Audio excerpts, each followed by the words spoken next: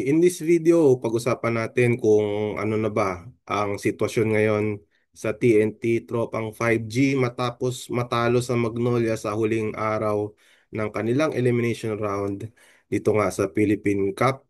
At nagtapos nga itong TNT no with a 6-5 win-loss record at the end of the elimination round, at dahil dyan ay out of contention na sila for a twice to beat advantage. So kahit anong mangyari ay hindi na nila makukuha yung top 4.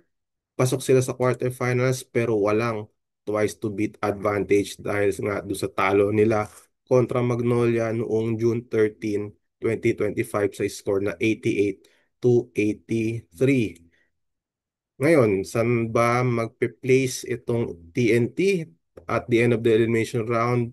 Posible silang magtapos ng either 6 or 7, no? Based sa ating unofficial computations ay lumalabas na either 6 nga sila or number 7, no? Magna number 7 sila if ever lang na magtabla sila with Meralco, no? Dahil kung magtatabla sila with Meralco lamang ang TNT due to the winner over the other rule.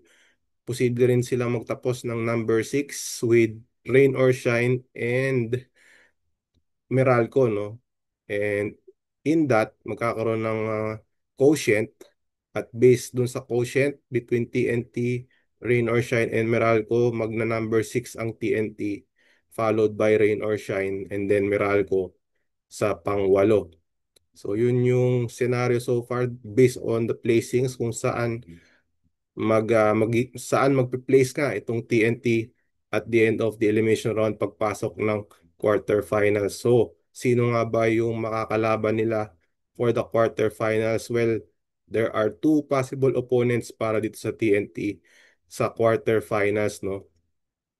And one of that, their possible opponent is ito pang Magnolia nung na kanilang nakaharap nung June 13, 2025. At mangyayari po yan if Northport wins over San Miguel at if Rain or Shine wins over Barangay Ginebra. I-recall lang pala natin, no? On Sunday, yun na po yung final game of the Philippine Cup elimination round. First game Northport against San Miguel, and then second game Rain or Shine against Barangay Ginebra. Meron pa pong bearing yung games na yan as far as San Miguel, Rain or Shine, and Barangay Ginebra is concerned. Yung Northport battling for pride na lang yan.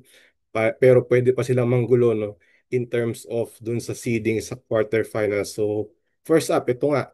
Itong Magnolia will end up at number 2 and TNT will be at number 7 kung ganito po ang mangyari, no? If Northport wins over San Miguel and if Rain or Shine wins over Barangay Ginebra, dahil nga ang mangyayari ay ang NLEX and Magnolia ay magtatabla with an 8-3 record sa ganitong senaryo, and based on the winner over the other ay NLEX ang magna number 1 and then Magnolia will be at number 2. Ngayon, magkakaroon din ng posibilidad na maghaharap pa rin yung Magnolia against TNT pero yung seeding nila iba. It's going to be Magnolia at number 3 and then TNT at number 6. Mangyayari po yan if Northport wins over San Miguel and then if Barangay Ginebra wins over Rain or Shine. Mangyayari kasi yan dahil nga kung manalo yung Ginebra over Rain or Shine ay tabla-tabla sa 8-3 itong NLEX, Ginebra, and Magnolia. And based sa quotient nga ay magna number 3 itong Magnolia dahil nga doon sa pareho silang talo kasi dun sa game against Ginebra and NLEX, and without computing na yung quotient ay obviously ay magna number 3 nga itong Magnolia dahil nga natalo sila over NLEX and Ginebra. And then yung TNT will be at number 6 dahil nga sa sitwasyon na tatabla sila, sasama yung Rain or Shine sa TNT at inatay for number 6. Pero nga, based on the quotient, ay TNT ang magiging seeded number 6, then followed by Rain or Shine and Meralco at number 8. And ito nga, ganito rin ang mangyayari, no? Magnolia will be at number 3 and TNT will be at number 6 if San Miguel wins over Northport, and then if Barangay Ginebra wins over Rain or Shine, dyan magkakaroon ng four-way tie for 8 and 3 na yun yung po yung ating previous video na i-post din po. And dahil nga dyan ay lalabas na magkakaroon nga ng four-way tie at magna number 1 itong NLEX, and then number 2 will be San Miguel, and then number 3 will be Magnolia, and then if yun nga, if Barangay Ginebra wins over Rain or Shine, Ginebra yung magna number 4. And then dito na po lalabas yung pangalawang pwedeng makalaban ng TNT sa quarterfinals ay at ito po ang NLEX.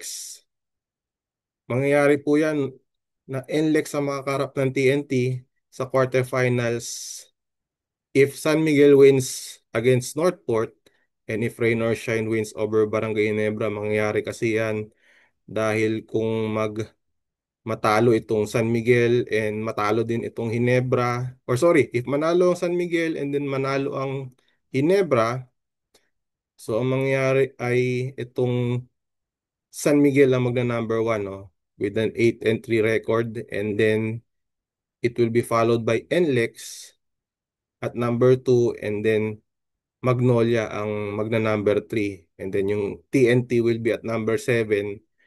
Dahil nga mananalo yung Rain or Shine, aakyat sila, bababa yung TNT, they will be tied with Meralco, and tulad nga na nabanggit ang scenario with TNT versus Magnolia, or pag nagtabla yung TNT against with Meralco, I should say, kung magtabla ang TNT with Meralco, dun sa 7th place ay magna number 7 yung TNT based on the win over the other, no, na head-to-head matchup. Nanalo po yung TNT over Meralco doon po sa kanilang elimination round. So regardless kung sino makakalaban ng TNT, they will have to win twice in order to extend yung kanila pong Grand Slam bid. So kaya po natin nga pinag-uusapan itong posibleng makaharap ng TNT. It's because they are going for a Grand Slam dito sa Philippine Cup. And based on the playoff scenarios, based on their record, ay kailangan nilang manalo twice in order to advance. And they are one defeat shy of, or one defeat shy in the quarterfinal round to be exact. At pag to go down, no, to go down, and they will have to kiss their Grand Slam bid goodbye, no, kung matalo sila sa quarterfinals ng Philippine Cup. So yan po, no, inimay lang natin ng bahagya itong sitwasyon ng TNT, kung sino yung posible nilang makalaban sa kanilang quest na ma-extend itong Grand Slam bid nila dito sa quarterfinals ng Philippine Cup. So, yun, dyan na po yung ating pagtatapos ng ating konting explainer lang, no, dun po sa sitwasyon, sa scenarios na pwede mangyari dito sa TNT tropang 5G, who are again gunning for a Grand Slam. So yun, marami po salamat sa inyong panonood, and we will try to do more of these kinds of videos, especially with the final day of the elimination round of the Philippine Cup approaching. Again, ako po ulit si Ruben Terado.